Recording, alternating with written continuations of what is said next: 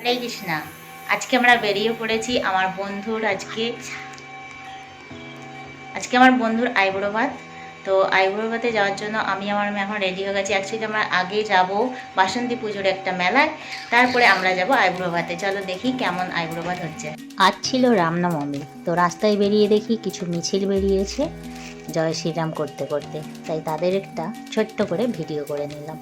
তো রাস্তারই এখন আমরা যাচ্ছি মেলার উদ্দেশ্যে। মেলাটা হচ্ছে বাসন্তী পুজোর মেলা। তোমরা সবাই জানো এখন বাসন্তী পুজো চলছে। তো এই যে পৌঁছে গেছি এখন গাড়ি চালাতে চালাতে মেলার উদ্দেশ্যে। তো এইটা হচ্ছে মেলার ঢোকার গেট। মেলা এবং ঠাকুর দুটোই রয়েছে। চলো একটু দর্শন করে নাও বাসন্তী ঠাকুরের। পুজোটা হচ্ছে চাকিরহাটের আশেপাশে। তো এখানে প্রতি বছরই খুব সুন্দর করে পুজো হয়, মেলা হয়, অনেক প্রোগ্রামও হয়ে থাকে। তো আমরা এখানে দেবীর দর্শন করে প্রণাম টনাম সেরে মেলার দিকে চলে গেলাম। মেলায় এখন আমরা একটু গরম তো খুব, তাই আমরা একটু আইসক্রিম খাওয়ার জন্য আইসক্রিম স্টলে গেলাম। তো আইসক্রিম আমরা তিনজন ছিলাম, আমি, আমার মেয়ে, আমার বান্ধবী। তো আমরা তিনজনে তিনটে ফ্লেভার আইসক্রিম কিনে নিলাম। আইসক্রিম খেতে খেতে মেলাটা ঘুরতে শুরু করলাম। আর দেখতেই পাচ্ছ আমার চারিপাশে অনেক লোকজন রয়েছে। আর মেলাটা খুব বেশি বড় না, কিন্তু রয়েছে মোটামুটি। আর এই যে দেখছো এখানে এদের খেলা প্রতিযোগিতা চলছে, বোম ব্লাস্ট খেলাটা তোমরা কি কেউ জানো নাকি আমাকে অবশ্যই কমেন্ট করে জানিও। কিন্তু আমি এই খেলাটা আগে অনেকবার খেলেছি, তো এখানে আর খেললাম না, কারণ মেলা ঘুরে আমাদেরকে যেতে হবে আমার বন্ধুর আইবুড়ো ভাতে। মেলার চারপাশে খুব সুন্দর সুন্দর বাচ্চাদের পুতুল, বেলুন সব কিছু রয়েছে। আমরা একটু এই যে বেলুন ওড়ানোর জন্য কিনে নিয়েছিলাম এই জলটা। দেখতেই পাচ্ছ আমার মেয়ে কেমন বেলুন উড়াচ্ছে। তো বেলুন উড়াতে উড়াতে একটুখানি গেছিলাম মেলার আরও জিনিসপত্র দেখতে। তো এখান থেকে আমরা নিয়েছিলাম আমার মেয়ের জন্য একটা পুতুল, আর খুব সুন্দর সুন্দর পুতুল টয় রয়েছে, তোমরা দেখতেই পাচ্ছ। এরপরে আমরা চলে গেলাম একটু খাওয়া দাওয়ার দিকে।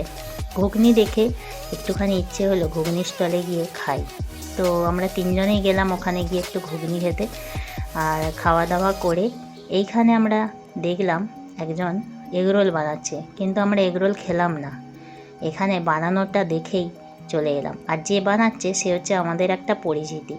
তো ওর সাথে দেখা হয়েছিল, ওর সাথে গল্প করছিলাম, তাই ওদের একটু বসে বসে ভিডিও বানাচ্ছিলাম। এরপরে আমরা গাড়ি নিয়ে হাঁটতে হাঁটতে চলে গেলাম আমার বন্ধুর বাড়ির উদ্দেশ্যে। ও আমাদেরকে ওদের বাড়িটা জানতাম না বলে আনতে এসেছিল রাস্তার দিকে। এই যে দেখছো ধুতি পরা ছেলেটা, গলায় মালা পরা কথা বলছে, এই হচ্ছে আমার বন্ধু, ওরই বিয়ে। তো আজকে ওর আইবুড়ো ভাত, বাড়িতে ছোট করেই প্রোগ্রাম আছে। আমরা একটু গেছিলাম আনন্দ করতে। অনেকক্ষণ গল্প আড্ডা মারার পর ওর আইবুড়ো ভাত দেওয়ার সময় হয়ে গেছে, তাই আমরা একটু সাজিয়ে গুছিয়ে দিচ্ছিলাম। যা যা মেনু হয়েছে দেখতেই পাচ্ছ।